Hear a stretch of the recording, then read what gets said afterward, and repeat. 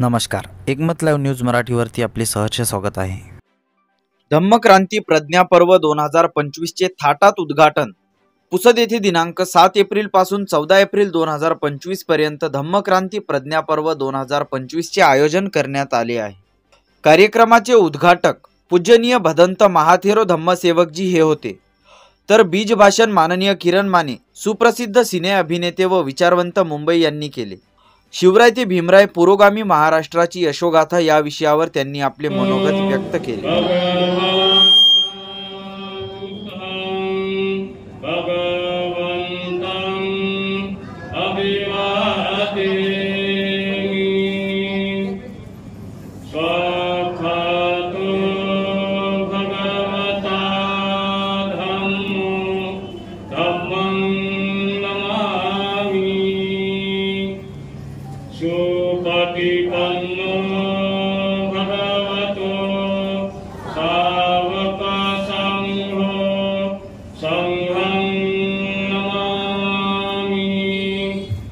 महाराष्ट्राच्या कानाकोपऱ्यातून त्यांचं प्रबोधन आज संपूर्ण महाराष्ट्रात गाजत आहे अशी सिने अभिनेत्री किरणजी माने साहेब यांचं या ठिकाणी प्रबोधन होत आहे, तर आपण सर्वांनी टाळ्याच्या गजरात त्यांचं स्वागत करू।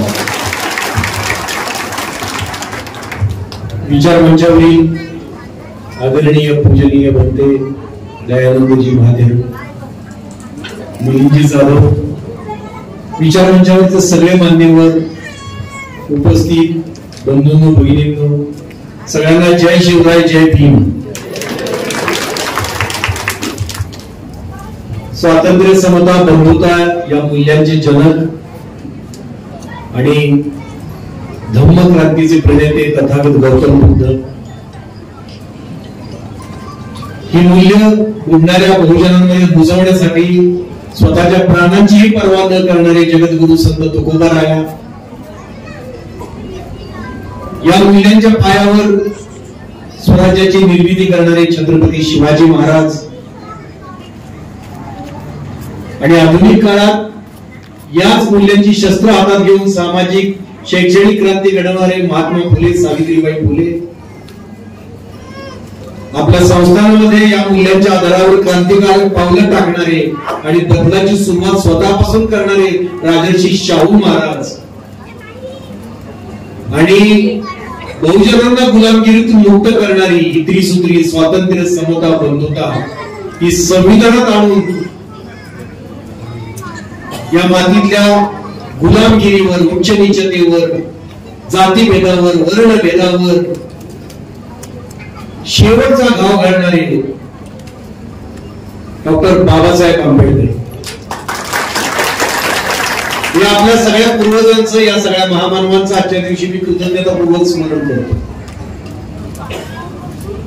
विषय शिवराय ते भीमराय, मला ही दोन नावं घेताना कायम अभिमान वाटतो, कायम मत भरून येतो। काल सुद्धा मी छत्रपती शिवाजी महाराज इंटरनॅशनल एअरपोर्ट वरून विमान प्रवास सुरू केला आणि डॉक्टर बाबासाहेब आंबेडकर इंटरनॅशनल एअरपोर्टवर लँड झालो आणि तो प्रवास आज मी तुम्हाला उलगडून दाखवणार आहे। 3 मे 1927 रोजी मुंबई जवळच्या बदलापूरला शिवजयंतीचा कार्यक्रम होता। या कार्यक्रमाचे अध्यक्ष होते डॉक्टर बाबासाहेब आंबेडकर आणि त्यांनी जवळजवळ 1 तास मंत्रमुग्ध करणारं भाषण केलं। छत्रपती शिवाजी महाराजांचे जे पैलू सर्वसामान्य बहुजनांना माहिती नव्हते ते उलगडून दाखवले आणि त्या भाषणाच्या शेवटी त्यांनी एक प्रश्न उपस्थित केला की रयतेसाठी निर्मिलेलं एवढं चांगलं स्वराज्य लयाला का गेलं, आणि त्यांनीच उत्तर दिलं कारण त्या स्वराज्याचा सगळ्यांना सारखा अभिमान नव्हता। म्हणजे काही जणांना ते स्वराज्य नको, ते काही जण कोण? एका भाषणात डॉक्टर बाबासाहेब आंबेडकर म्हणतात की छत्रपती शिवरायांचं जे स्वराज्य होतं रयतेसाठी निर्मिलेलं, अर्थात त्याला शिवशाही असं म्हणतात, शिवशाही नंतर पेशवाई कशी आली हा अंतर्मुख करणारा एक प्रश्न त्यांनी विचारला एका भाषणात.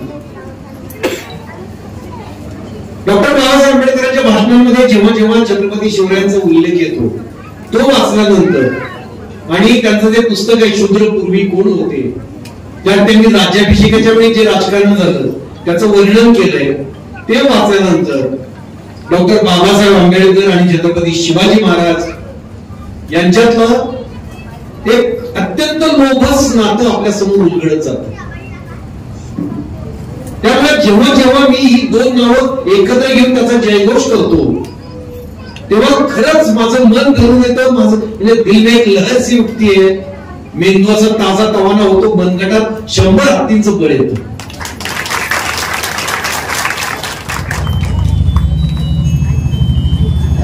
छत्रपती शिवाजी महाराज असं म्हटलं की आपल्या डोळ्यासमोर काय येतं, ती मूर्ती काय येते डोळ्यासमोर, की अशी भेदक नजर, उगारलेली तलवार शत्रूवर आणि बेधडकपणे चाल करून जाणारे असे प्रौढ प्रतापी योद्धे, एक रुबाबदार, तडफदार, पाणेदार असे आपले राजे. ज्या ज्यावेळी आपण लहानपणापासून छत्रपती शिवरायांवरची व्याख्यानं ऐकली त्या त्यावेळी आपल्याला काय ऐकायला मिळतं व्याख्यात्यांकडून? त्यांनी मोगलांना कसं कापून काढलं, अफजल खानाचा कोथळा कसा बाहेर काढला, शाहिस्तेखानाची बोट कशी तोडली, आग्र्याहून सुटका कशी करून घेतली, याच्या मनोरंजक कथा आपल्याला रंगवून रंगवून सांगितल्या जातात. अर्थातच या कथांमधलं राजांचं शौर्य अफाट होतं, अचाट होतं. पण छत्रपती शिवरायांचा पराक्रम या युद्धाच्या कथांपुरताच मर्यादित होता का?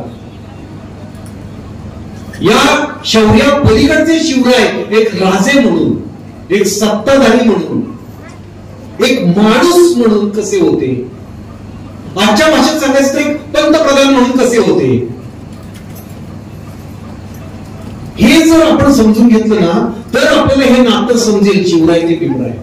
पण हे आपल्याला कोणी सांगतच नाही, आजपर्यंत कोणी सांगितलं नाही, फक्त शौर्याच्या कथा सांगितल्या. आता शौर्य बघायचं झालं तर या भूमीवर अनेक शूर पराक्रमी बलाढ्य राजे होऊन गेले.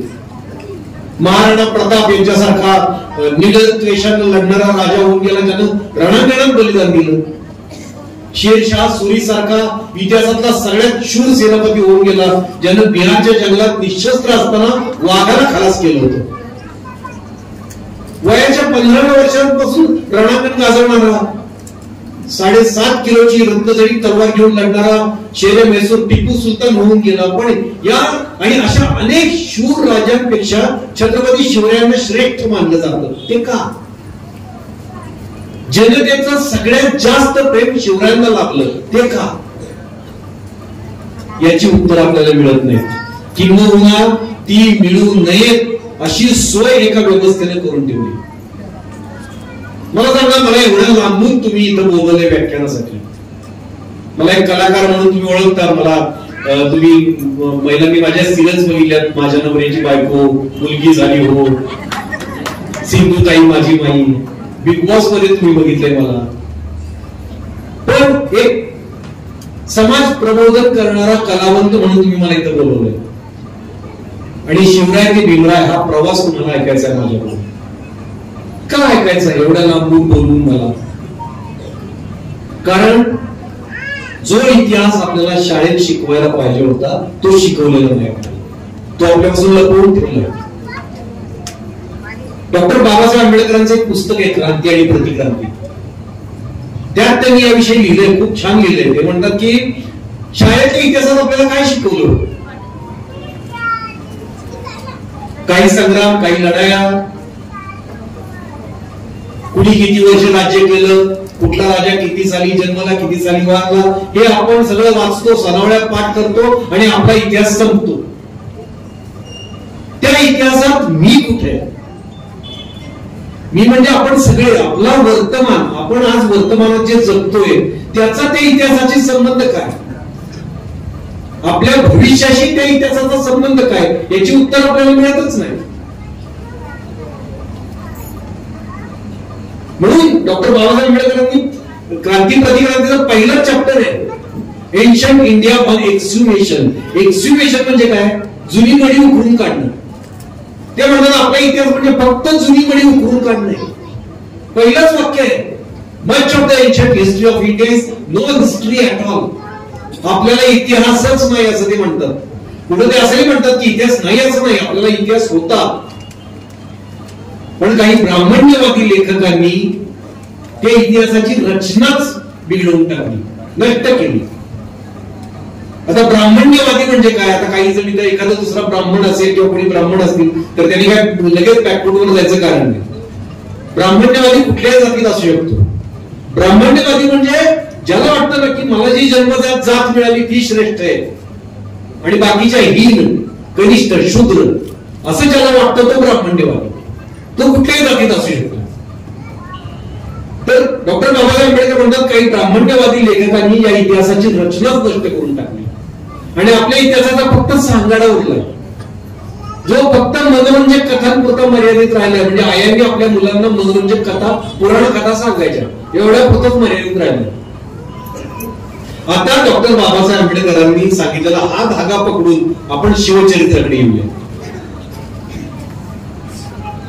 माझं आता परवा एक भाषण खूप व्हायरल झालं, कोल्हापूरला मी केलं होतं. इंद्रजित सावंतांचा सत्कार झाला त्यावेळी. त्याचा एक मुद्दा खूप गाजला, खूप व्हायरल झाला. तो मुद्दा मी पुन्हा पुन्हा प्रत्येक भाषणात सांगणार आहे, कुठलाही विषय असू द्या, पण तो खूप महत्वाचा मुद्दा आहे. तो तुम्ही सगळ्यांनी लक्षात ठेवण्यासारखा मुद्दा आहे. आपल्या महामानवांचा इतिहास सांगताना ही वर्चस्ववादी व्यवस्था आहे ना, त्यांनी कायम आपल्याशी चॅलेंजचा डाव खेळलाय. चॅलेंज हे कायम सगळ्यांनी लक्षात ठेवा. जेव्हा जेव्हा आपण त्यांचा इतिहास वाचतो ना, त्यांनी सांगितलेला किंवा त्यांची भाषणं ऐकतो त्या लोकांची, त्यावेळी हे लक्षात ठेवा. चॅलेंज म्हणजे काय? तुम्ही पत्ते खेळत असाल तर पत्त्यात चॅलेंजचा खेळ असतो बघा, की आपल्या हातात असलेल्या पत्त्यांपैकी खऱ्या खोट्यांचं मिश्रण करायचं, समोरच्याला खपवायचं. म्हणजे 2 दुर्या घ्यायच्या, 4 वेगळेच कुठली तरी पानं घ्यायची आणि 6 दुर्या म्हणून खपवायच्या. 4 राजे घ्यायचे, त्यात 2 कुठली तरी वेगळीच पानं मिसळायची आणि 6 राजे म्हणून खपवायचे. असा तो चॅलेंजचा डाव असतो. जोपर्यंत समोरचा चॅलेंज करत नाही तोपर्यंत कळतच नाही की आपण उल्लू बनलोय. तसंच या वर्चस्ववादी लेखकांनी छत्रपती शिवरायांचा किंवा पुढे जाईल इतिहास, महामानवांचा आपला इतिहास लिहिलेला आपण वाचतो त्यावेळेस सतत असं जाणवत राहतं की आपण चॅलेंजचा डाव खेळतोय. म्हणजे शिवरायांविषयी 2 खऱ्या गोष्टी सांगायच्या ज्याला आपण चॅलेंजच करू शकत नाही. त्या खऱ्या गोष्टी ऐकण्याची आपल्याला विश्वास बसतो की अरे खरं बोलतोय हा माणूस. आणि एकदा का आपला त्या माणसावर विश्वास बसला की 4 खोट्या गोष्टी अलगदपणे आपल्याला सांगायच्या, आपल्या मेंदूत मुरवायच्या, आपल्याला त्या खऱ्या वाटतात आणि आपली त्यांच्याकडे पाहण्याची वेगळीच दृष्टी होऊन जाते. त्याचं एक मी छोटं उदाहरण दिलं होतं, ते पुन्हा एकदा तुम्हाला सांगतो. आपण छत्रपती शिवरायांच्या बद्दल ज्यांनी सर्व समावेशक स्वराज्य निर्माण केलं, 18 पगड जातींचं, हिंदू मुस्लिमांचं, त्यांना कायम एक संकुचित बिरुद चिकटवलं गेले, उपाधी चिकटवली गेली, गो ब्राह्मण प्रतिपालक, जी चुकीची होती. त्याचा चॅलेंज डाव तुम्हाला सांगतो. गो ब्राह्मण प्रतिपालक, यातलं गो म्हणजे काय? गाय. गायीविषयी समाजात आदराची, पूज्यतेची भावना आहे, जिव्हाळ्याची भावना आहे. शेतकरी, कष्टकरी समाजात गाय अत्यंत उपयुक्त आहे. त्यामुळे शिवराय गो प्रतिपालक होते का? गायीचं प्रतिपालन करायचे का? तर करायचे, त्यात काय वाईट नाही. हा खरा पत्ता. त्यात मिसळलेला खोटा पत्ता म्हणजे गो ब्राह्मण प्रतिपालक. आता शिवराय फक्त ब्राह्मणांचं रक्षण करत होते का? त्यांच्या रयतेत ब्राह्मणांसोबत सगळ्या जाती धर्माचे लोक होते. अगदी मुसलमानांचं सुद्धा त्यांनी रक्षण केलं, सगळ्यांना समान न्याय दिला. तरी त्यांना गो ब्राह्मण प्रतिपालक असं विरुद्ध उगाच चिकटवलं गेलं. मी चॅलेंजचा डाव म्हणतो तो हा. जणू काय फक्त ते ब्राह्मणांचंच रक्षण करत होते असं नव्हतं, सगळ्या जाती धर्मांचं ते रक्षण करत होते. अगदी म्हणजे स्वतःला शिवशाहीर म्हणून घेणाऱ्या इतिहासकारांची जरी तुम्ही इतिहासाची पुस्तकं वाचली, ग्रंथ वाचले, तरी त्यात गो ब्राह्मण प्रतिपालक पूर्वीचं तुम्हाला दिसेल. म्हणजे बाबा पुरंदरेंचं जे पूर्वीचं शिवचरित्र आहे त्यात 2015 पूर्वी तुम्हाला गो ब्राह्मण प्रतिपालक पानोपानी दिसेल. ज्यावेळी आपल्या काही विचारवंतांनी, काही अभ्यासू इतिहासकारांनी, सत्यशोधकांनी त्याच्यावर आक्षेप घेतला तेव्हा 2015 नंतर तो शब्द वगळला गेला. वगळला गेला म्हणजे तो खोटा होता. अशा पद्धतीने तुमच्या डोक्यात असं खोटं बनवलं जातं. म्हणजे छत्रपती शिवरायांचा जय जयकार तर करायचा, छत्रपती शिवाजी महाराज की जय तर म्हणायचं, पण त्यांचा इतिहास सांगताना फक्त गड किल्ले ढाल तलवारी यातच गुंतवून ठेवायचं तुम्हाला. त्याच्या पलीकडचे छत्रपती शिवराय तुम्हाला सांगायचे होते. फक्त मुघलांची झालेली लढाई जेणेकरून तुमच्या मनात मुस्लिम द्वेष नसेल, जो छत्रपती शिवरायांच्या मनात कणभर सुद्धा नव्हता. त्यांच्या मनात कुठल्याही जाती धर्माविषयी द्वेष नव्हताच. पण या कथा सांगण्यामागे उद्देश काय येतो फक्त लक्षात घ्या तुम्ही. युद्धाच्या कथा फक्त का सांगायच्या? चौथीच्या आपल्या इतिहासाच्या पुस्तकापासून ते अनेक इतिहासकारांनी, यांच्या विचारधारेच्या इतिहासकारांनी लिहिलेल्या, तुम्ही छत्रपती शिवरायांचं कुठलेही चरित्र वाचा, त्यात तुम्हाला शिवरायांच्या अंगी असलेल्या मानवी मूल्यांचं वर्णन करणारा किंवा त्यांनी स्वातंत्र्य, समता, बंधुता जपली त्याबद्दल त्यांचा गुणगौरव करणारा एकही तुम्हाला एकही पॅराग्राफ सापडणार नाही, एकही वाक्य सापडणार नाही. फक्त युद्ध कसे लढले, कोणाला कसे बोलले. मग आपल्या विचारधारेतल्या काही लोकांनी, काही इतिहासकारांनी, काही महामानवांनी त्यांचं खरं चरित्र शोधून काढलं शिवरायांचं. महात्मा फुलेंनी त्यांच्या इतर समाजकार्यातून वेळ मिळेल तसं काही खरे हे शोधून काढले दस्तऐवज. त्यांनी तर छत्रपती शिवरायांची समाधी सुद्धा शोधली, जी जवळजवळ नष्ट करून टाकली होती. केळुसकर गुरुजी ज्यांनी आपल्या भीमरायाला घडवलं, त्या केळुसकर गुरुजींनी काही प्रमाणात शिवचरित्र शोधून काढलं. इतिहासकार बाळकृष्ण होते. अगदी आतापर्यंत comrade Govind Pansare, doctor R Salunkhe, Indrajit Sawant sir, Neeraj Salunkhe, आता असे काही ठराविक असे काही विचारवंत आहेत ज्यांनी कष्ट घेऊन जुने दस्तऐवज तपासले, सत्यशोधनाचं काम केलं, ते खोडून काढलं सगळं आणि खरे शिवराय आपल्यापर्यंत पोहोचवले. खरं तर आपण त्यांचे आभार मानायला पाहिजे की हे खरे शिवराय आले आपल्यापर्यंत. ते मला तुमच्यापर्यंत पोहोचवायचे, जे कॉम्रेड पानसरेंनी सांगितले, जे केळुसकर गुरुजींनी सांगितले, ते आपल्यापर्यंत पोहोचवायचे बहुजनांपर्यंत. म्हणजे आपल्याला शिवराय ते भीमराय हे नातं कळेल.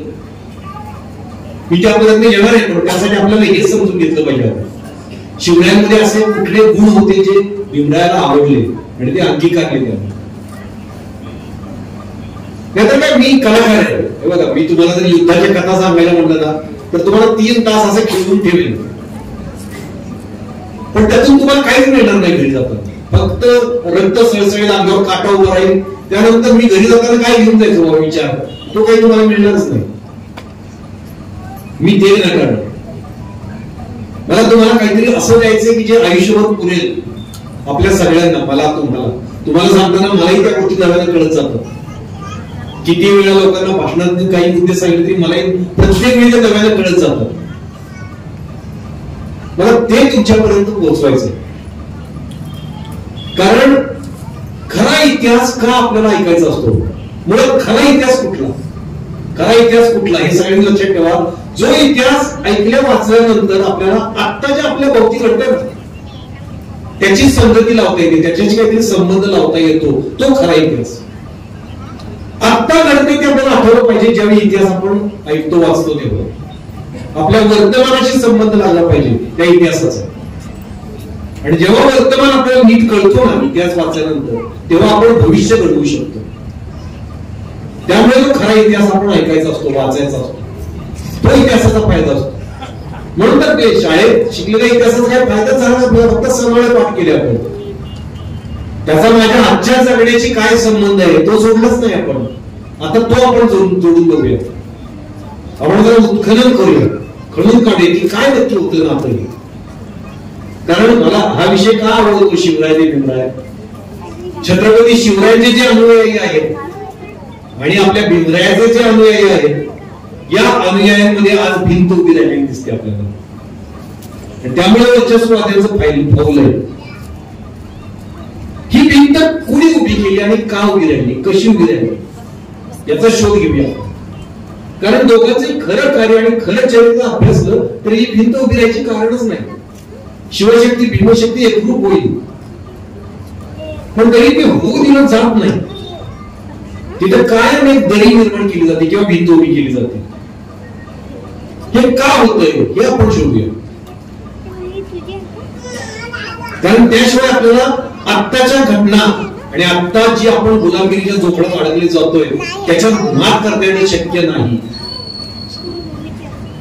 शिवशक्ती आणि भीमशक्ती एक झालीच पाहिजे, पण त्याआधी नक्की काय आहे, शिवशक्ती म्हणजे नक्की काय आहे, भीमशक्ती म्हणजे नक्की काय आहे ते समजून घेऊया. सगळ्यात पहिल्यांदा छत्रपती शिवाजी महाराजांच्या इतिहासातल्या आपल्याला माहिती असलेल्या काही गोष्टी घेऊया आणि त्यातून आपण काय लपवलंय चॅलेंजच्या नावात आपल्यापासून ते आपण शोधून काढूया. सगळ्यात पहिल्यांदा तुम्हाला शिवाकाशीची गोष्ट माहिती असेल छत्रपती शिवरायांच्या इतिहासातली. शिवाकाशी हा पन्हाळगडावरचा एक नाभिक होता. नाभिक म्हणजे आता इथे जातीचं नाव घ्यावं लागतं कारण त्याचा जो व्यवसाय होता तो नाभी होता, त्याचं सलून होता. आत्ताच्या भाषेत सांगायचं म्हणजे जो कोणी योद्धापिद्ध नव्हता. त्यानं शिवरायांना वाचवण्यासाठी स्वतःच्या प्राणांची आहुती दिली. लक्षात घ्या, एका नाभिकानं आहुती दिली प्राणांची. काय झालं होतं, पन्हाळ्याला सिद्धेश्वरचा वेढा पडला होता, तिथून शिवराय सुखरूप निष्ठावेत म्हणून शिवाकाशीत म्हणून मी तयार होतो कारण तो हुबेहूब शिवरायांसारखा दिसत होता. त्याने शिवरायांसारखा वेश चढवला, तो पालखीत बसला. सिद्धेश्वरला वाटलं या पालखीत शिवराय आहेत, कारण त्या पालखीला वेढा दिला. तोपर्यंत छत्रपती शिवराय तिकडून निसटले आणि शिवाकाशीत सिद्धेश्वरच्या आधी लागला. ज्यावेळी सिद्धेश्वरला कळलं की हे शिवाजी महाराज नाहीच आहेत, आता शिवाकाशीत आहेत, त्यानं रागाने लालबंद झाला आणि तलवार उपसून तलवार त्याच्या पोटात खुपसली आणि शिवाकाशीतला ठार केला. शिवाकाशीतनं हसत हसत प्राणांची आहुती दिली राजांसाठी. का होतो, का म्हणाल तयार झाला असेल? तो त्यांच्या सैन्यातला मावळा पण नव्हता, तो सर्वसामान्य नागरिक होता. मला सांगा, आज नेते बघतो आपल्या आसपास अनेक, त्या नेत्यांचे भक्त असतात, काही अंधभक्त असतात, ते तरी नेत्यासाठी मानायला तयार होतील का? असं असेल नाही तयार होणार. अहो परवा एक आपल्या इथं कुठेतरी आसपास एका स्थानिक नेत्याला अटक झाली एका खुनाच्या प्रकरणी म्हणून काही कार्यकर्त्यांनी मोर्चा काढला. त्यातला एक कार्यकर्ता म्हणाला आमच्या नेत्याला सोडलं नाही तर मी आत्मदहन करतो. त्यानं अंगावर पेट्रोल ओतून घेतलं, ते पेट्रोल डोळ्यात गेलं, आगाग व्हायला लागली. त्याला वाटलं आपल्याला आग लागली, मला वाचवा खरं तो उलट पळायला लागला. अशी अवस्था आहे. कोण नेत्यासाठी जीव देतो? पण छत्रपती शिवरायांसाठी लोक हसत हसत मारायला का तयार होते? आणखीन एक घटना तुम्हाला सांगतो. त्याच घटनेनंतरची पुढची घटना आहे. महाराज इकडून निसटले आणि पुढे कोडखिंड लागतो. या कोडखिंडीत बाजीप्रभू देशपांडे उभा होता, सगळ्यांना माहिती आहे. बाजीप्रभू देशपांडेंनी खिंड लढवली. तर ते एकटे होते का बाजीप्रभू देशपांडे? त्यांच्या बरोबर 500 मावळे होते. बाजीप्रभू देशपांडेंचं नाव तरी आपल्याला माहिती. ते 500 असे मावळे होते जे 18 पगड जातीतले होते, ज्यांची नावं सुद्धा इतिहासात लिहिली जाणार नव्हती. ते तिथं मरायला तयार झाले कारण सिद्धेश्वरचं हजारोंचं सैन्य होतं, हे 500 जण होते, म्हणजे मरण निश्चित होतं. पण छत्रपती शिवराय विशाळ गडावर पोहोचेपर्यंत त्यांनी खिंड लढवली. ते 500 जण हसत हसत गेले. एकदा शिवराय पोहोचले की समाधानानं. का तयार झाले? यांची नावं सुद्धा माहिती त्यासाठी. का तयार झाले असतील मरायला? याचा शोध घेतला ना आपण तर आपल्याला शिवचरित्राचा गाभा समजेल. आणि तो गाभा समजला तर भीमरायांचं कार्य समजेल आणि नंतर आपण आता काय करायचं ते समजेल. हे लोक का मारायला तयार झाले? आग्र्याहून सुटका तुम्हाला कायम सांगितली जाते. पेटाऱ्यातून कसे गेले महाराज आणि तर त्यावेळी महाराज ज्यावेळी पेटाऱ्यातून गेले त्यावेळी तिथे 2 जण होते. एक जण अंगावर पांघरून घेऊन झोपला होता महाराज म्हणून आणि एक जण दुसरा त्याचे पाय चेपत होता. म्हणजे पारेकरांना वाटलं की महाराज झोपले आजारी आहेत म्हणून. एक होता मदारी मेहतर, दुसरा होता हिरोई फर्जन. मदारी मेहतर मुसलमान होता. त्यांना माहिती होतं की आता महाराज इथून निसटून गेले कळल्यानंतर आपली काही खेळ नाही, आपण मारणार आहे. तरी का तिथे ते थांबले होते? बरं तेवढं असं काही नव्हतं बरं का, इनाम नव्हतं असं की तुम्ही राजांसाठी जीव दिला तर तुम्हाला एवढ्या एवढ्या सोन्याच्या मोहरा तुमच्या कुटुंबियाला मिळतील, असं काही नव्हतं. आणि मिळालं तरी कोण जीव देईल? कोण जीव देईल? आजकाल तुम्ही बघतात की काही नेत्याचे भक्त असतात ते तुम्हाला ट्रोल करतात. तुम्ही एखाद्या नेत्यावर टीका केली की तुम्हाला शिवाय देणं पकडतात मीडियामध्ये. बऱ्याचदा तुम्ही बघत असाल मला पण मी एखादी पोस्ट केली की ती कमेंट मध्ये शिवे देतात मला. हे सुद्धा माहिती का तुम्हाला, एका कमेंटच्या 40 पैसे मिळतात. पैशाची काही कोण काही करत नाही. मरायला कशात तयार होतील, ते सुद्धा पैसे घेतात शिवे देण्याचे. पण छत्रपती शिवरायांसाठी लोक मरायला तयार होते. मी मेलो तरी चालेल, पण माझा राजा जगला पाहिजे, ही भावना सर्वसामान्य रयतेच्या मनात छत्रपती शिवराय कशी निर्माण करू शकले. सर्वसामान्य रयत म्हणतो ना तुम्ही, सरदार जागीरदार नाही. रयत म्हणजे कोण? रयत म्हणजे काय? आपण काय रयतेचं राज्य रयतेचा राजा म्हणतो. रयत म्हणजे काय? कष्टकरी जनता, गोरगरीब जनता, त्याला रयत म्हणतात. ते कष्टकऱ्यांचे राजे होते हे आधी समजून घ्या, मग आपल्याला हे नातं व्यवस्थित समजायला लागेल. भीमराय सुद्धा कोणाचे होते? शोषित पीडितांचे होते, श्रीमंतांचे नव्हते ते. तर सर्वसामान्य रयतेच्या मनात ही भावना कशी काय निर्माण करू शकली, हे समजून घेतलं ना की तुम्हाला शिवरायांचं श्रेष्ठत्व कशाला आहे ते समजेल. मग मी जसं म्हटलं ना की राजे म्हणून कसे होते, सत्ताधारी म्हणून कसे होते हे समजून, ते आपण आता समजून घेऊ. आता काय आहे की ज्या देशातला गोरगरीब सुखी आहे ना, त्या देशाचं राज्य करणं चांगलं असं समजावं. काय तो पंतप्रधान चांगला देश ज्याच्या देशातले गोरगरीब सुखात आहे. कारण कसं आहे, गोरगरिबांचं सगळं कशावर असतं? अर्थकारण असतं, पैशावर असतं सगळं. अर्थकारण कधी सुधारतं? टॅक्सेशन, कर प्रणाली ही मूळ असते, अर्थव्यवस्थेचा पाया असतो कर प्रणाली. टॅक्स कसा असतो? आता आपल्याला आपण बघतोय की डायरेक्ट टॅक्स जरी प्रोग्रेसिव्ह असला आपला, ज्यांना टॅक्स मध्ये माहिती नाही कर प्रणाली, तरी आपण इतर टॅक्स जीएसटी वगैरे जे भरतो, थेट इनडायरेक्ट टॅक्स भरतो, तो आपल्या गोरगरिबांना खूप मोठा टॅक्स द्यावा लागतो वस्तू रूपामध्ये. त्यामुळे आपली हालत खराब आहे. आपल्या हॅपीनेस इंडेक्स मध्ये आपण सगळ्यात खाली आहे. सर्वात सुखी देश कुठला अशी एक यादी जाहीर होती, ते आपल्याला माहित नाही. सर्वात आनंदी देश कुठला, त्यात आपण खूप खाली आहे. आपण म्हणजे नेपाळ भूतानपेक्षा पण खाली आहे, पाकिस्तान श्रीलंकेपेक्षा पण खाली आहे. आपण का अस्वस्थ आहे आपण? कारण आपल्या अर्थव्यवस्था, अर्थकारणच बिघडलं. आपण छत्रपती शिवाजी महाराजांच्या काळात टॅक्सची पद्धत कशी होती, कर भरायची पद्धत कशी होती? करदाता एकच होता, शेतकरी, शेती हाच प्रमुख व्यवसाय होता. तर त्यांच्या आधी जे राज्यकर्ते होते, छत्रपती शिवरायांच्या आधी जे राज्यकर्ते होते, त्यांनी प्रत्येक गावाला एक वतनदार होते. प्रत्येक गावात एक वतनदार असायचा, पाटील, कुलकर्णी, देशमुख, सरदेसाई असे असायचे. त्यांना सांगितलेलं असायचं की आम्हाला या गावाकडून भाव 5,000 किंवा 3,000 होऊन दे.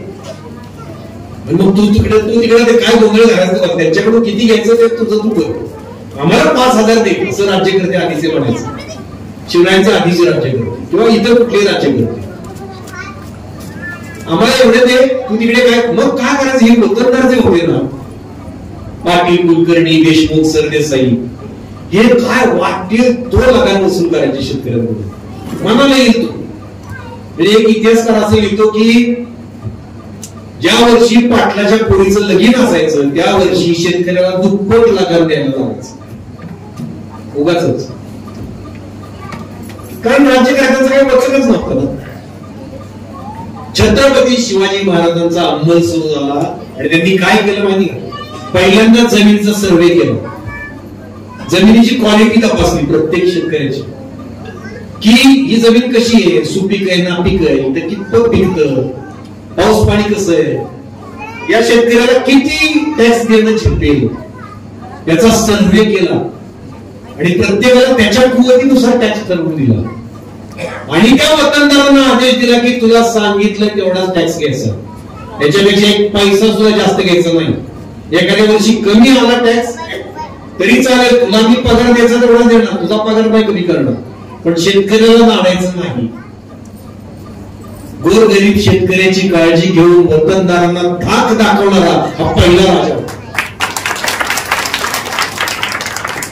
तर त्यापूर्वी उच्छाद मांडला त्या वतनदारांनी, उत्माद केला होता, ज्याला म्हणतो ना आपण वाटेल ते लुबाडलं आचार्य शेतकऱ्यांना.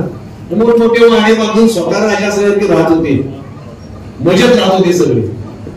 या सगळ्यांना लगाम बसवला महाराजांनी, यांच्यावर जरूर बसवली.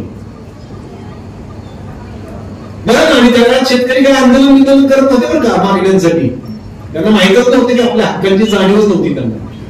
राजांनी हे केलं नसतं तरी शेतकऱ्यांनी काही तक्रार केली नसती. ते म्हटलं असतं आमचं नशीबच असं काय करणार, राजाची काय चूक आहे म्हटलं असं. तरीही राजांनी हे केलं, हे श्रेष्ठत्व आहे त्यांचं, तरीही त्यांनी केलं. शेतकऱ्यांना काही नसतं कळलं तरीही त्यांनी शेतकऱ्यांसाठी केलं, हे समजून घ्या. मग तुम्हाला शिवचरित्राचा गाभा कळेल.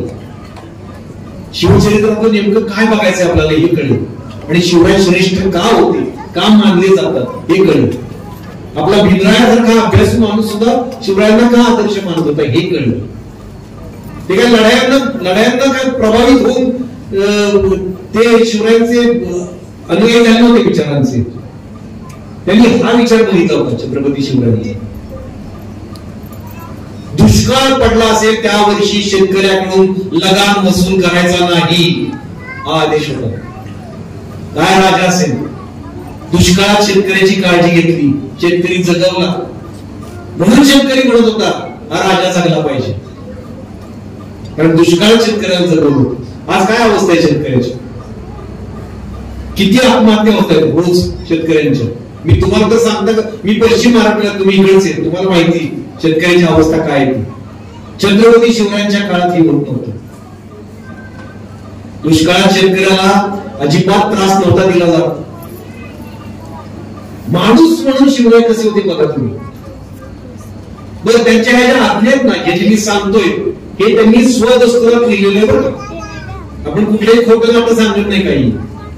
त्याचे कागद उपलब्ध आहेत. त्यांनी लष्कराला ज्या आज्ञा दिल्या त्याचे कागद उपलब्ध आहेत. त्या कागदाच्या आधारावर आपण बोलतो. तथ्य तपासल्याशिवाय आपण बोलायचं बरं आपण. मग कॉम्रेड गोविंद पानसरेंनी काय सांगितलंय, केळुसकर गुरुजींनी काय सांगितलंय, बाळकृष्णांनी काय सांगितलंय, इंद्रजित सावंत काय म्हणतात, त्यांनी कुठले कुठले कागदपत्र तपासले हे तपासून मी तुम्हाला सांगतो. माझ्या मनचं काही नाही. लष्करासाठी दिलेल्या आज्ञा तुम्हाला सांगतो. मोहिमेवर, स्वराज्याच्या मोहिमेवर सैन्य जात असताना शेतकऱ्याच्या उभ्या पिकातून गोंधळ जाता कामा नये. गोंधळ जे जायचं युद्धासाठी ते उभ्या पिकातून जाता कामा नये असा आदेश होता. त्याच्या पुढे महाराजांनी काय लिहिलं आहे का, ते म्हणतात पोटच्या पोराच्या मायेनं छाती एवढं वाढवलेलं पीक गोंधळ जाऊन निस्तनाभूत होत असेल त्यावेळी त्या शेतकऱ्याच्या जीवनाला किती यातना होत असतील याचा विचार करा. किती काळजी घेतली बघा शेतकऱ्याची, किती काळजी घेतली शेतकऱ्याची. काय राजा असेल म्हणजे मला प्रत्येक वेळी वाचताना माझ्या अंगावर टाकलं की ही गोरगरिबांची काळजी घेणारा राजा, खरा राजा कसा असावा, खरा सत्ताधारी कसा असावा, खरा पंतप्रधान कसा असावा, तर असा असावा. ही काळजी त्यांनी घेतली. झाडासंबंधीची एक आज्ञा आहे, ती तर ऐका तुम्ही. स्वराज्याच्या कामासाठी लाकूड लागणार असेल तर एखादे वडलेले झाड शेतकऱ्यास योग्य ती किंमत देऊन विकत घेणे. बघा आज्ञेतलं बारकाव डिटेलिंग बघा. स्वराज्याच्या कार्यासाठी जर लाकूड लागणार असेल तर स्वतःच्या घरच्या नाही, स्वराज्याच्या कामासाठी लाकूड लागणार असेल तर कुठलं लाकूड घ्यायचं, एखादं वडलेलं झाड बघा आणि ते ज्या शेतकऱ्याच्या हातीत त्याला योग्य ती किंमत देऊन घ्या. किती काळजी घेतली बघा, शेतकऱ्याच्या पिकाची काळजी घेतली, शेतकऱ्याच्या झाडांची काळजी घेतली. आणखी एक आज्ञा आहे त्यांची. मोहिमेवर जाताना मुक्काम पडतात, मुक्काम पडल्यावर शेकोट्या पेटवल्या जातात. शेकोट्या पेटवल्यानंतर एखादी ठिणगी उडून शेतकऱ्याच्या गंजीवर पडते आणि आगी लागतात. तेव्हा अंमलदारांनी ही काळजी घ्यावी की शेतकऱ्याचं नुकसान होऊ नये. एका ठिणकीची काळजी केली हो राजांनी. एक ठिणगी पडून शेतकऱ्याचं नुकसान होऊ नये. काय झालं असेल, शेतकरी किती खुश झाला असेल की कोण हा राजा आहे, काय एवढी आमची काळजी घेतोय. बरं, राजांना काय प्रचार विचार करायला नव्हता, पण मतं नको होती त्यांना. शेतकऱ्यांनी मतं द्यावीत म्हणून हे करूया असं काही नव्हतं. त्या काळात काही निवडणुका वगैरे होत नव्हत्या. मी तुम्हाला तेच सांगतोय की राजांनी हे केलं नसतं तरी शेतकऱ्यांना काही वाटत नसतं. ते म्हणले असते आमच्या नशिबाचा भाग आहे, काय करणार, राजाची काही चूक आहे म्हणले असते. तरीही राजांनी हे केलं, हे मी पुन्हा पुन्हा सांगतो. म्हणजे त्या माणूस म्हणून काय असेल विचार करायचा. तो राजा माणूस म्हणून कसा, राजा माणूस असेल. आणखीन एक आज्ञा आहे, मोहिमेवर जाताना मुक्काम पडतात, जनावरांसाठी दाणं वगैरे घ्यावं लागतं, तुम्हाला अन्न वगैरे घ्यावं लागतं. त्यावेळी गडावर तुम्हाला दिलेले जे पैसे आहेत त्या पैशांची योग्य ती किंमत मोजून शेतकऱ्यांकडून ते विकत घेण्याचे काय लागेल. असा धाक होता सैन्याला, स्वतःच्या सैन्याला धाक होता. शेतकऱ्याला वाटलं असं की द्यावं, मी गेलो तरी चालेल पण हा राजा जगला पाहिजे, जो माझी काळजी घेतोय, माझ्या पुढच्या पिढ्यांची काळजी घेतोय. किती चांगला राजा आहे. एक तर आज्ञा तुम्हाला सगळ्यांना माहिती असेल, ती फेमस आज्ञा आहे आणि ती आज्ञा मला कायम वाचताना मला भरून येतं की काय त्या माणसाने विचार केला. शेतकऱ्याच्या भाजीच्या देठालाही धक्का लावू नये. बघा, पिकाची काळजी घेतली, संपत्तीची काळजी घेतली, झाडांची काळजी घेतली. भाजी केवढीशी असतो, जाता जाता आपल्या पायाखाली येते कधी कधी. त्या भाजीचा देठ केवढा असतो, त्या देठाची पण काळजी घेतली राजांनी. मला तर ही आज्ञा वाचल्यानं काय वाटतं की राजाकडे असा सलाम करावा बघून आणि हात असा वेल्डिंग करून घ्यावा कायम सुरू. इतकी महानता आहे या आज्ञांमध्ये. माणूस म्हणून आपण याचं मूल्यमापन केलं तर किती थोर माणूस होते ते माणूस म्हणून. बरं, ही झाली शेतकऱ्यांची, गोरगरिबांची काळजी झाली. महिलांविषयी, आता महिला आहे, महिलांविषयी काय राजांची धोरणं होती. आज आपल्या देशात महिलांची परिस्थिती कशी आहे, भयानक बातम्या आपण रोज बघतोय, रोज ऐकतोय. मणिपूरला आपल्या 2 भगिनींची विवस्त्र दिंड काढली गेली, त्यांना न्याय अजून मिळालेला नाही. बदलापूरला एका चिमुरडीवर बलात्कार होतो, बलात्काराच्या घटना तर रोज सुरू आहेत. महिलांच्या सुरक्षिततेची काळजी घेतली जात नाही. बदलापूरला ज्या चिमुरडीवर बलात्कार झाला त्या म्हणून ज्याचा एन्काउंटर केला गेला तो एन्काउंटर खोटा होता हे न्यायालयात सिद्ध झालं. महिलांनी काय करायचं भगिनींनी. राजांच्या काळात काय होतं, शिवरायांच्या काळात पुण्याजवळ रांझा नावाचा एक परगणा होता. तिथला एक पाटील होता, राजांनी नेमलेला पाटील होता. त्या पाटलानं आपलं पद आणि सत्ता याच्या कायद्यात एका गरीब शेतकऱ्याच्या मुलीवर बलात्कार केला. आता माझ्यावर बलात्कार झाला, माझी आपण उठली गेली, आता मी काय करू, कशी जगू, कसं करून दाखवू म्हणून त्या मुलीनं आत्महत्या केली. सगळी पंचक्रोशी हळहळली. त्या बिचाऱ्या शेतकऱ्याच्या मुलीनं आत्महत्या केली बलात्कार झाला म्हणून. पण पाटलाने केले ते बोलायचं कसं. पाटील कोणी राजांनी नेमलेलं पाटील आहे, राजांच्या मर्जीतला पाटील आहे. आजकाल आपण बघतो एखाद्या मंत्र्याचा राजीनामा घेतला जात नाही, कारण तो मर्जीतला असतो सत्ताधाऱ्यांच्या. आरोप सिद्ध झाला तरी राजीनामा होत नाही. त्या काळात पण त्या काळात असं होतं की कसं बोलायचं, पाटलाची तक्रार कशी करायची, राजांचा पाटील येतो. सगळे लोक बसले. शिवरायांपर्यंत ही खबर गेली. त्यांनी त्या पाटलाला मुसक्या बांधून फरफटत आणलं आणि दोन्ही हात दोन्ही पाय तोडायची शिक्षा दिली. ज्यावेळी सगळ्या पंचक्रोशीत बातमी पसरली असेल की राजाच्या पाटलाचा चौरंग केला, त्यावेळी आया बहिणी काय म्हणले असतील, किती चांगला राजा आहे, आमच्या आबरूची काळजी घेतोय. पोरांना म्हटले असतील की तू गेलास तरी चालेल पण राजा जगला पाहिजे, तुझ्या आया बहिणीची तू काळजी घेतो. बघा, म्हणजे आता आपल्याला कळतं की नाही ही लोक का मारायला तयार होते राजांसाठी. कारण तुमचे आमचे राजे होते म्हणून आपण मारायला तयार होत होतो. पण मला खात्री होती की हे राजे जर असतील तर माझ्या कुटुंबाची मला चिंता नाही. निपाणी बेळगाव रस्त्यावर एक संस्थान छोटस एक किल्ला आहे, तिथं सावित्रीबाई देसाई, मल्लमा म्हणायचं तिला, मल्लमा नावाची राणी होती, शूर होती एकदम. शिवरायांची विरोधक होती, हे लक्षात घ्या. शिवरायांची कट्टर विरोधक होती. शिवरायांनी तो गड जिंकायला त्यांचा एक सेनापती पाठवला, कंडोजी नावाचा. त्याला 28 दिवस झुंज दिली मल्लमाबाईंनी, मल्लमा राणींनी.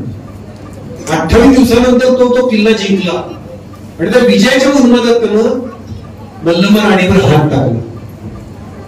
शिवरायांना जेव्हा कळलं की आपल्या सेनापतीनं, आपल्या सरदारानं मल्लमा राणीचा विनयभंग केला, शिवरायांनी तिचे डोळे काढले आणि त्याच किल्ल्याच्या तुरुंगात त्याला आयुष्यभर टाकून ठेवला. आणि मल्लमा राणीला तिचा तो किल्ला परत दिला, जिंकलेला किल्ला. बघा, आजच्या आपण राजकारणी सत्ताधाऱ्यांची याची तुलना करून बघूया. मी म्हणतो ना, इतिहास ऐकल्यानंतर वर्तमान आठवला पाहिजे, तर तो खरा इतिहास. मल्लमा राणीला जिंकलेला किल्ला परत दिला राजांनी, तिला बहीण मानलं. आजही तुम्ही तिथे गेलात तर तिथे एक पुतळा आहे की तिच्या बाळाला मांडीवर बसून शिवराय दूधभात भरवतात, असा पुतळा आहे तिथे. किती संवेदनशील माणूस असेल, किती माया असेल काळजात, किती करुणा असेल काळजात.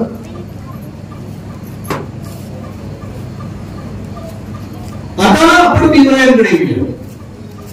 भीमरायाच्या काळजात किती करुणा होती हे तर आपल्याला माहितीच आहे. करुणेचा सागर होता.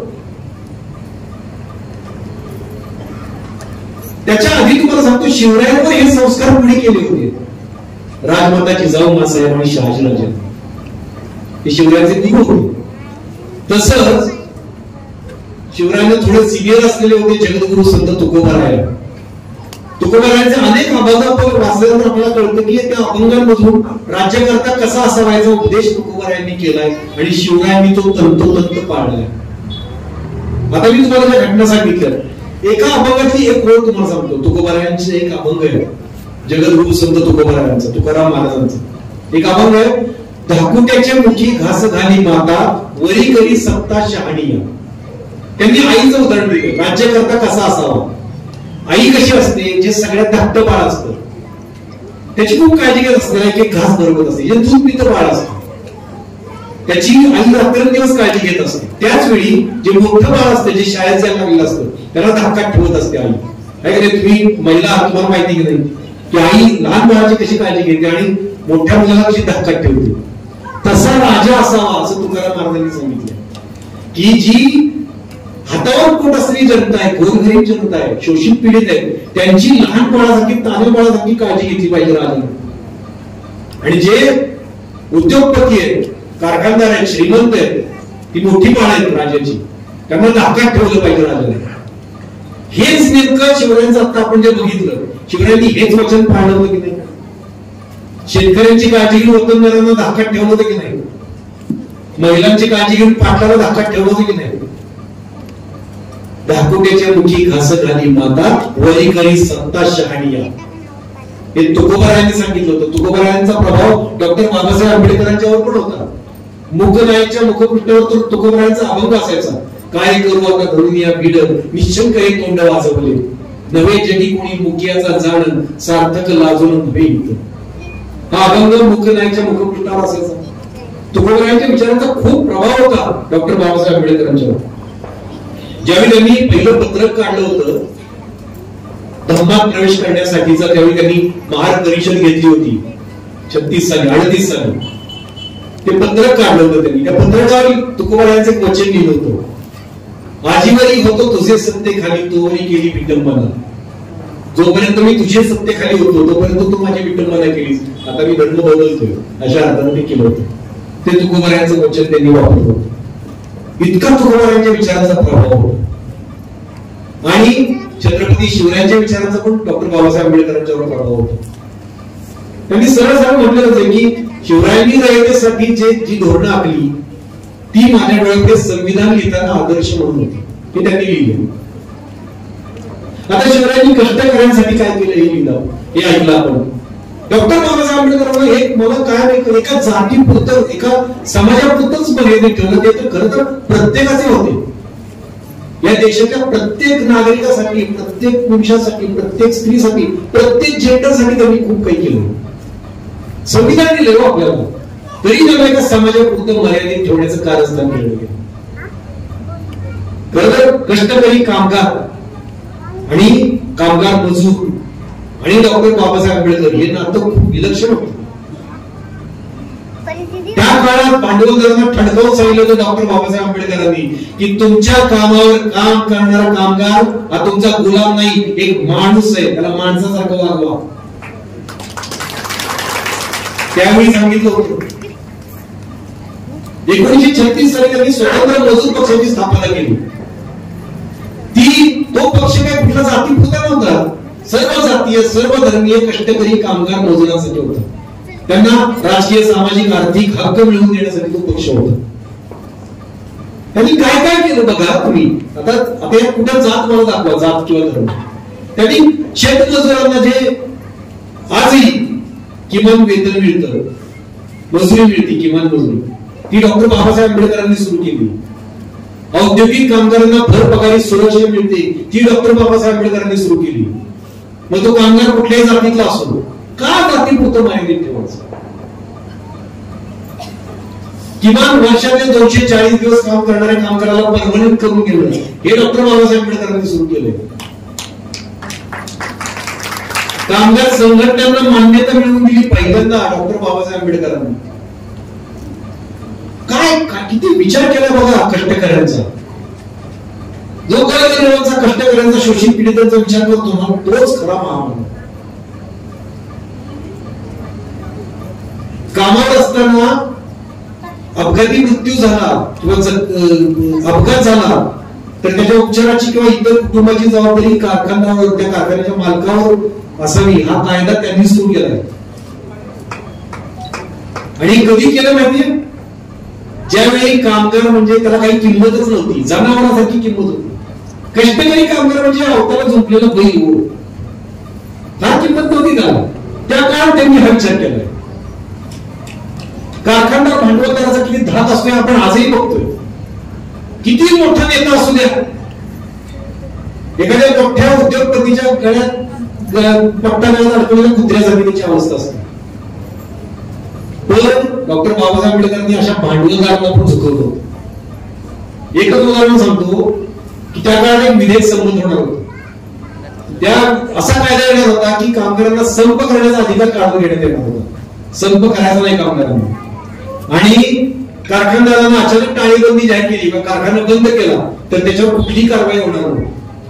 डॉक्टर बाबासाहेब आंबेडकरांनी कडाडून विरोध केला. ते म्हणाले की हा काळा कायदा आहे, संप हा कामगारांच्या स्वातंत्र्याचा दुसरा हक्क आहे, तो हिरावून घेणं हे बेकायदेशीर तर आहे, पण नीतिमत्तेला धरून नाही.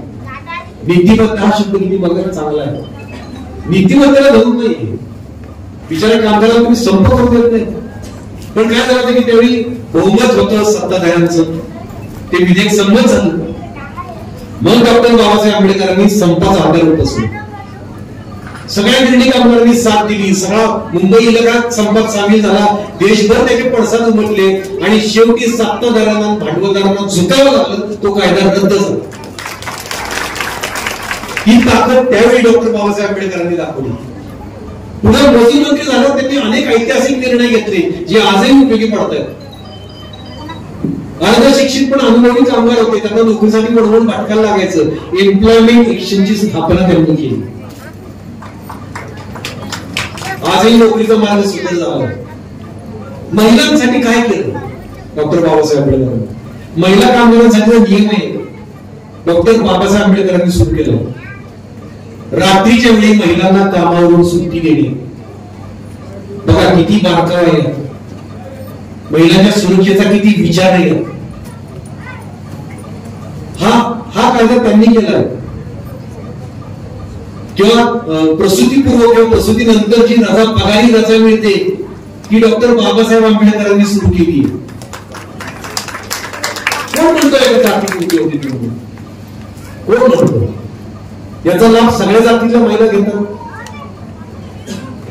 महिलांची जी लहान बाळं आहेत, ज्या महिलांचा जीव अडकलेला असतो कुठे कामावर जाताना, कामाच्या ठिकाणी पाळणा घर असणं बंधनकारक केलं डॉक्टर बाबासाहेब आंबेडकरांनी. काय काय केलं त्यांनी? आता शिवराय ते भीमराय हा संबंध जोडून बघा. त्यांनी शेतकऱ्यांसाठी महिलांसाठी केलेलं आहे आणि कष्टकरी कामगारांसाठी महिलांसाठी भीमरायाने केलेलं कार्य बघा. आज महागाई निर्देशांकानुसार सगळ्या कामगारांना महागाई भत्ता मिळतो, तो डॉक्टर बाबासाहेब आंबेडकरांनी सुरू केला. काय सांगू तुम्हाला, मी सांगितलं एवढं कमी आहे. मी सांगितलं अगदी थोडं 10% तुम्हाला सांगितलंय छत्रपती शिवरायांनी केलेलं काम आणि डॉक्टर बाबासाहेब आंबेडकरांनी केलेलं काम. पण आपण हे नातं असं तपासून बघूया. डॉक्टर बाबासाहेब आंबेडकर आणि शिवराय हे सगळ्यांचे होते, प्रत्येक माणसाचे, प्रत्येक स्त्रीचे आहे, कुठल्या एका जातीपुरते नाहीत. मी तर काय म्हणतो, सगळ्यांच्या भाकरीवर डॉक्टर बाबासाहेब आंबेडकरांची सही आहे या देशात. का आपण यांना एका जातीपुरतं मर्यादित ठेवतो किंवा आपण ठेवावं असं आपल्याला शिकवलं जातं, हे लक्षात घ्या. आपला मेंदू आपण आपल्या ताब्यात ठेवूया, या महामानवांना समजून घेऊया आणि ही दरी मिटवूया समाजामध्ये. हे महामानव आपल्या सगळ्यांचे होते. तथागत बुद्धांनी सगळ्या मानव जातीसाठी काम केलंय. जगद्गुरु संत तुकोबा यांनी सगळ्या मानव जातीसाठी काम केलं आणि सगळे महामानव. आणि आपण आता काय केलं, त्यांना जाती जातीत विभागले. त्यामुळे वर्चस्ववाद्यांचं काम सोपं झालं. शिवशक्ती भूमशक्ती वेगळी केली की काम सोपं झालं. पण ही ज्यावेळी एक होईल, हिंदू बहुजन मुस्लिम बौद्ध हे जर एक झालं ना, कुठल्याही राजकीय सत्तेला वरचढ ठरते. पण ते होऊ नये असंच तुम्हाला इतिहास शिकवला जातोय. आपण हे कधी समजून घेणार. डॉक्टर बाबासाहेब आंबेडकरांनी जे आपण त्यांचे विचार मानतो, आपण काय करतो माहिती का, आपण प्रतिमांचं पूजन करतो, विचारांचं दफन करतो. कॉम्रेड गोविंद पानसरे काय म्हणायचं, प्रतिमांचं पूजन करूया, चांगली गोष्ट आहे, पण विचार ही मनात जपूया, ते महत्वाचे आहे, खूप महत्वाचे आहे. हे आपण समजून घेऊया. शिवराय ते भीमराय हे नातं समजून घेऊया. आणि ज्याच्या मनात शिवराय आहेत, फक्त ज्याच्या मनात फक्त भीमराय आहेत, ते सगळे एक झाले पाहिजे. शिवराय भीमराय एकरूप झाले पाहिजेत आपल्या मनात. आपण सगळे शोषित पीडितांविषयी, गरिबांविषयी मनात करुणा ठेवूया, जी बुद्धांनी आपल्याला दिली होती. म्हणजे त्रिसरण म्हणूया, पंचशील म्हणूया, गाथा म्हणूया, हे म्हणणं जेवढं ज्याच्या मनात स्वातंत्र्य समता बंधुता नाही, हे सगळं म्हटलं तरी काय उपयोग नाही. याच्या बरोबरीनं त्रिसरण म्हणणं, पंचशील म्हणणं, गाथा म्हणणं, याच्या बरोबरीनं ही मूल्य आपण जपली पाहिजेत, त्यांचे विचार जपले पाहिजेत, तर खरे बौद्ध आपण हे सगळं जपूया. आपण सगळेच, हे मी मलाही सांगतोय, तुम्हाला नाही सांगत, मी मलाही सांगतोय, तुम्हालाही सांगतोय, आपण सगळे मिळून या गोष्टीचा विचार करूया. या निमित्तानं महामानव महात्मा फुले आणि डॉक्टर बाबासाहेब आंबेडकरांची संयुक्त जयंती आहे. या निमित्तानं तुम्ही मला इथं बोलवलं. तुम्ही प्रचंड, सगळे महाराष्ट्र माझ्यात प्रचंड प्रेम करतोय. खूप बरं वाटतं की ज्या गोष्टीसाठी मी खूप काही सहन केलं, खूप काही सोसलं, काही कामं माझ्या हातून काढून घेतली. तुम्ही बघितलं की मुलगी झाली होती, ती सुंदर मालिका होती, मला काढून टाकलं कारण मी हे विचार मांडतोय म्हणून. त्यांना उदाहरण द्यायचं होतं की किरण मानेसारखं तुम्ही करायला जाल तर बघा, आम्ही तुमचा किरण माने करू, आम्ही कामावरून काढून टाकू. पण तुम्ही मला इतकं प्रेम दिलं ना, इतकं प्रेम दिलंय, या प्रत्येक कलाकाराला वाटलं झालं की माझा किरण माने व्हावा. इतकं प्रेम दिले आणि तुमच्या प्रेमाला कायम मी पात्र ठरेल. तुम्हाला सगळ्यांना अभिमान वाटेल, असंच माझ्या हातून कायम काम घडेल. तुम्हाला कधीही खाली मान घालायला लावणार नाही. या महामानवांचे विचार, याचा प्रसार करण्यासाठी माझं आयुष्य, मी एका बाजूला अभिनय तर करावं लागणार आहे, माझं पोट पाणी त्याच्यावर आहे, मला कुटुंब त्याच्यावर झालं, पण एका बाजूला प्रबोधनाचं काम माझं कायम सुरू राहील. त्याच्यात कधी खंड पडणार नाही, याची मी तुम्हाला ग्वाही देतो. तुम्ही मला इथे बोलवलं. पुसदचा माझा खूप जवळचा मित्र आहे, तो कलाकार आहे अंकुर वाढवे. तोही हे विचार जपणारा कलाकार आहे, माझा चांगला मित्र आहे, खूप चांगला कलाकार आहे. आमच्या दोघांचा एक सिनेमा येतोय कोलंबस नावाचा, नक्की बघा तुम्ही. अंकुर त्यात मेन हिरो आहे आणि मी विलन आहे त्या सिनेमातला. तुम्ही नक्की बघा, खूप आवडेल तुम्हाला सिनेमा, कॉमेडी सिनेमा आहे. तर या प्रेमाचं उतराई मी कसा होऊ असं मला कायम प्रश्न पडतो. पण एक आहे की मी हे विचार कायम जगत राहील, त्याचा प्रसार करत राहील. आणि मी आता जे बोललोय याचा काहीतरी उपयोग झाला पाहिजे. की ही जी दरी आहे, ही जी आपण खूप टोकदार नको राहिला आता एकमेकांच्या समाजाविषयी. दुसऱ्या समाजाविषयी, कारण त्याचा फायदा तर वेगळेच लोक घ्यायला लागले, ज्यांनी बुद्धांना त्रास दिला, ज्यांनी छत्रपती शिवरायांचा राज्याभिषेक होऊ दिला नाही, त्यांनी डॉक्टर बाबासाहेब आंबेडकरांना संविधान लिहिताना त्रास दिला, त्या विचारसरणीला जर फायदा होणार असेल तर आपण थोडे हेवे दावे आता बाजूला ठेवूया. आपण मानवतेसाठी, स्वातंत्र्य समता बंधुत्या मूल्यांसाठी सगळे एक होऊया. ठोकदारपणा काही नाराजी असेल एकमेकांच्या समाजाविषयी की नंतर आपल्याकडे बघूया, पण आता मात्र सगळ्यांनी एक होण्याची गरज आहे. एकीचं बळ ओळखा.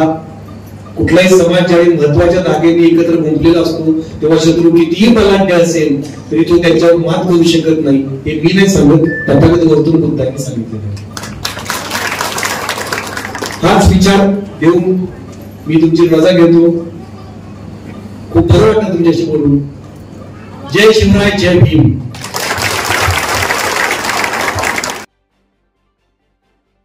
बातमीला लाईक करा, कॉमेंट करा, शेअर करा व सर्वात आधी ताज्या घडामोडी बघण्यासाठी एकमत लाईव्ह मराठी न्यूज चॅनलला सबस्क्राईब करा.